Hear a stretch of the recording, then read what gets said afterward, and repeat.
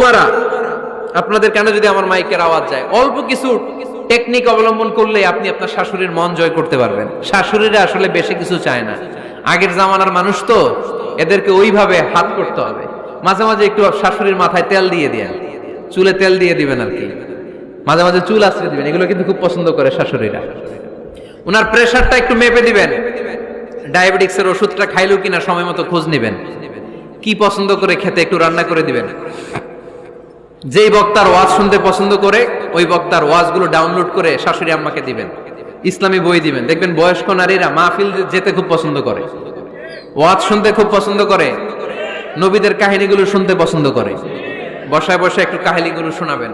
বাইরে বেরোলে জিজ্ঞেস করেন, আম্মা আপনার কিছু লাগবে কিনা। আরেকটা টিপস আছে, চুল যখন আশ্রাবেন আর শাশুড়ির মাথায় যখন তেল দিয়ে দিবেন, তখন অতীতের কথা জিজ্ঞেস করেন। দেখবেন অতীতের স্মৃতিতে হারিয়ে গিয়েছে আপনার শাশুড়ি।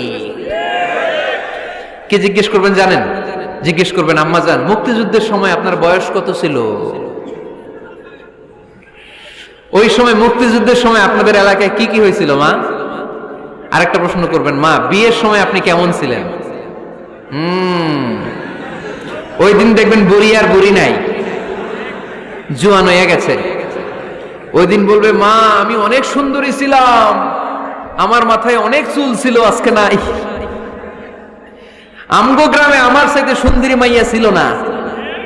অতীতের স্মৃতিতে, স্মৃতি হাতরাতে হাতরাতে তিনি হারিয়ে যাবেন। জিজ্ঞেস করবেন যে, মা শীতকালে আপনাদের দেশে কি পিঠা বানাতেন আপনি যখন ছোট ছিলেন, আপনার বাপ চাচারা কি করতো? এগুলো জিজ্ঞেস করলে উনি স্মৃতির পাতা হাতরাতে হাতরাতে চোখ দিয়ে দাঁড় দাঁড় করে ওনার পানি ঝরতে শুরু করবে। আপনার জায়গায়, ওনার হৃদয়ের মনি কোঠায় এমন জায়গায় পৌঁছবে, আপনার ছাড়া উনি কিছুই বুঝবে না। বৌমারা, এই অল্প কিছু টিপস অবলম্বন করে আপনারা আপনাদের শাশুড়ির মনকে জয় করতে পারেন। শাশুড়ি বৌমার দ্বন্দ্ব আমরা চাই না। আমরা চাই শাশুড়ি বৌমাকে নিজের মেয়ের মতো জানো, আর বৌমা শাশুড়িকে আপন মায়ের মতো ভালোবাসুক, ঠিক কিনা? এই মিউচুয়াল রেসপেক্টই পারে শাশুড়ি বৌমার দ্বন্দ্বকে দূর করতে আর ঘরটারে শান্তি টুকরা বানাতে। আওয়াজ করে বলেন ঠিক কিনা?